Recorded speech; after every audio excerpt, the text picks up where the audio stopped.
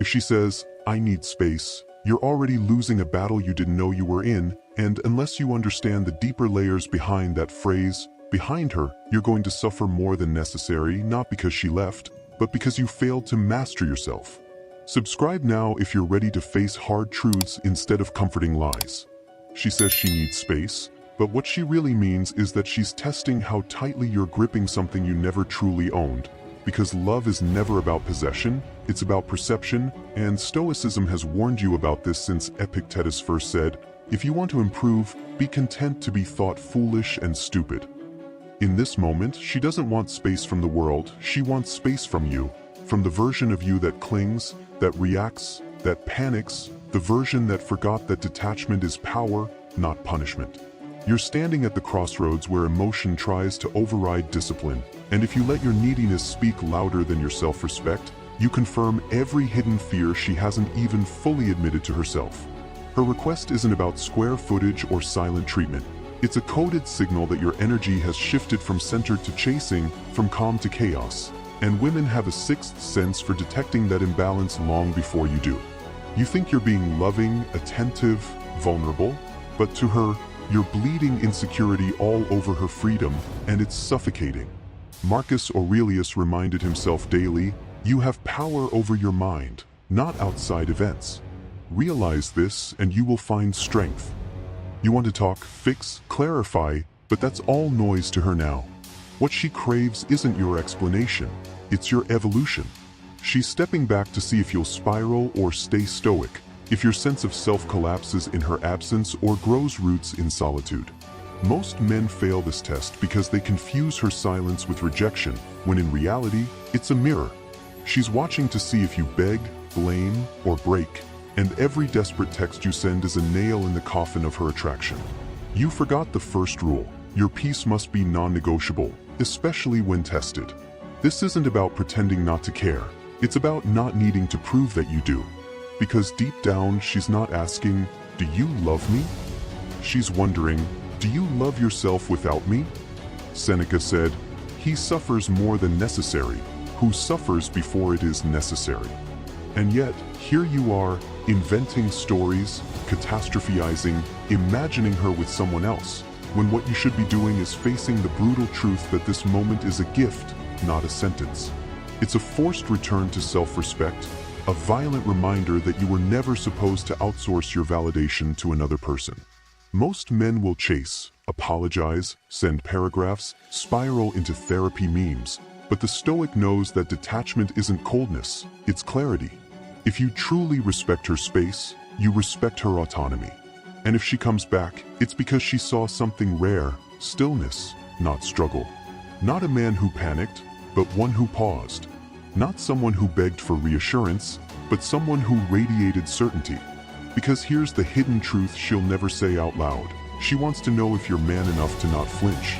If you're calm enough to hold your frame while the emotional winds test every corner of your heart. If you can be both vulnerable and untouchable. If you'll respect her need for distance without turning it into a war for closeness. When she says she needs space, she's not giving up. She's giving you a chance to reveal your core. Will you be the man who waits with dignity, or the boy who melts at the first sign of ambiguity? Her interest isn't gone, it's under review.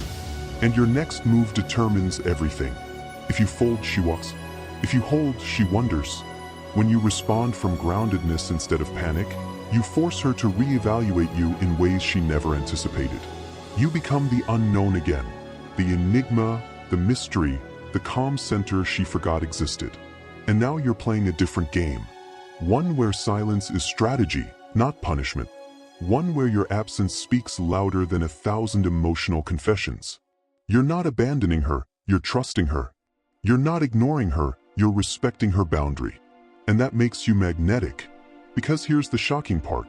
When she said she needed space, she didn't want you to disappear. She wanted to see how you disappear. Do you vanish with desperation or with discipline? Do you crumble or do you ascend? That's what she's watching. And if you really understood her, understood people, you'd know that what she says is never the full story. She might not even understand it herself, but your reaction is the language she'll never forget. Epictetus once warned, "It's not what happens to you, but how you react to it that matters. Most of you hear, "I need space," and think she's gone. But what if I told you she's still listening, still observing, still hoping, secretly, that you'll surprise her by being less reactive and more resolute? She's tired of men who drown in their emotions, who treat every request for space as abandonment, who weaponize vulnerability instead of mastering it. She's not testing whether you care, she's testing whether you can carry that care without it collapsing into control. And here's where Stoicism becomes your superpower. Not because it makes you numb, but because it sharpens your vision. You start to see her not as your anchor, but as your mirror.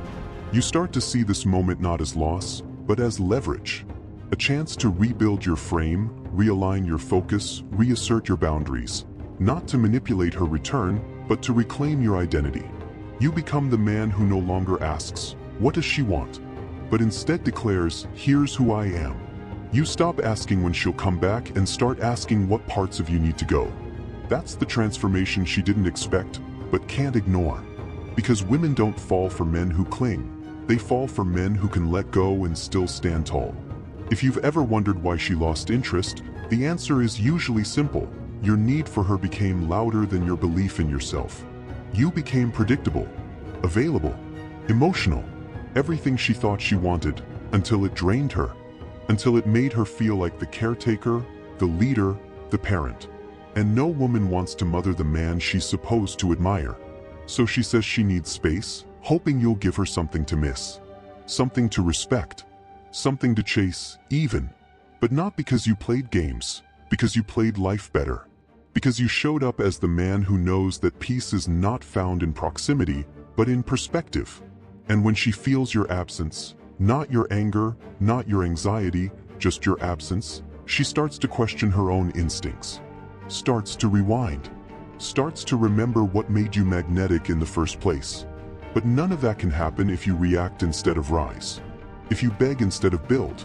If you collapse instead of concentrate. This is your chance to show her, and more importantly, yourself, what you're made of when things fall apart. And in that chaos, you either prove your character or betray it.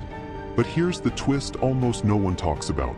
When she says she needs space, she's not just stepping back to evaluate you. She's unconsciously pulling away to escape a version of herself she began to dislike in your presence. And if you don't grasp this, if you cling to the outdated idea that this is all about her confusion or your mistake, you miss the hidden opportunity Stoicism has been preparing you for your entire life. Man is not worried by real problems so much as by his imagined anxieties about real problems, wrote Epictetus, and right now your imagined anxieties are louder than your reason. You think she needs space because she's lost interest, but what if she's overwhelmed by the reflection you hold up to her? What if she's grown tired of the emotional version of herself that only emerges around you? The over-explaining, the caretaking, the reassuring, the softening of her own sharpness just to keep the peace. And while you've been fixated on your own fears, is she seeing someone else? Did I push too hard? She's out there rediscovering herself in silence, detoxing from the dynamic that slowly eroded her attraction. That dynamic isn't always what you did, but who you slowly became. The man who was once calm now needs constant affirmation. The man who once had purpose now orbits around her schedule. The man who once led with clarity now tiptoes around conflict. You changed, subtly and silently, until she no longer recognized the spark she once admired. And now you're left facing the ultimate Stoic question. Are you the same man without her validation? Because here's the brutal truth. If you crumble just because she walked away, then you never truly had her to begin with. Not her body, her time, or even her words, but her respect. And that's the real loss. Not the relationship, not the memories, but the silent shift where she stopped looking up to you and started looking around you. Aurelius said, "The best revenge is to be unlike him who performed the injury." She may have blindsided you. She may have left you hanging, confused, wrecked. But your next move isn't to match her silence with rage or her distance with desperation. It's to become the version of yourself that no longer requires her clarity. Because whether she comes back or not, you're still responsible for who you become in her absence. This is where men fail. They focus on reattraction instead of reinvention. They study texts, consult coaches, try to decode her Instagram captions, but miss the deeper work of rebuilding themselves. Because this isn't about her, not really. It's about the void she exposed in you, the parts of your identity you outsourced to her presence, the quiet addictions to her approval, her softness, her availability. She wasn't your partner, she was your emotional crutch. And when she said, "I need space," she wasn't just pulling away, she was unconsciously cutting the cord. This is the test. This is the fire. This is the moment where everything soft inside you either hardens into resentment or strengthens into resilience. You want her to reach out, but Stoicism asks, why? Is it because you miss her? Or because you miss the version of yourself that felt whole with her around? The Stoic doesn't seek reconnection before reflection. He doesn't rush closure, doesn't stalk timelines, doesn't feed the ego's hunger for certainty. He waits. He sharpens. He becomes. Because space isn't just her way of leaving, it's your chance to return to discipline. To kill off the weak, anxious, reactive boy inside and forge a man who isn't shaken by absence, who doesn't panic at silence, who doesn't define himself by who stays or leaves. You think you're being punished, but what if you're being prepared? What if this pain is the exact pressure needed to force your metamorphosis? You either ascend from this or you repeat it with someone new, and you will, because these patterns follow you until you fix you. Her needing space isn't a tragedy, it's a mirror. A loud, aching, unbearable invitation to examine the man you became after she got comfortable. Did you keep the fire burning, or did you beg her to be your warmth? Did you stand as your own pillar, or lean so hard on her she had to step back just to breathe again? You think attraction fades naturally over time, but no, it fades when leadership dies, when direction blurs, when your center is no longer calm but chaotic. She leaves, not because she doesn't care, but because you became emotionally noisy and she couldn't hear her own thoughts anymore. But that doesn't mean it's over. It means it's begun. Because now, stripped of her presence, you can finally see what parts of you were pretending. The calm that was performance, the confidence that was dependence, the masculinity that was shaped around pleasing instead of leading. And this is where Stoicism doesn't just save you, it rebuilds you. You stop checking your phone. You stop replaying the past. You stop negotiating your dignity. Instead, you rise with ritual. You wake early. You lift. You read. You write. You return to the version of yourself that created attraction, not chased it. You stop asking what went wrong, and start asking what did I ignore?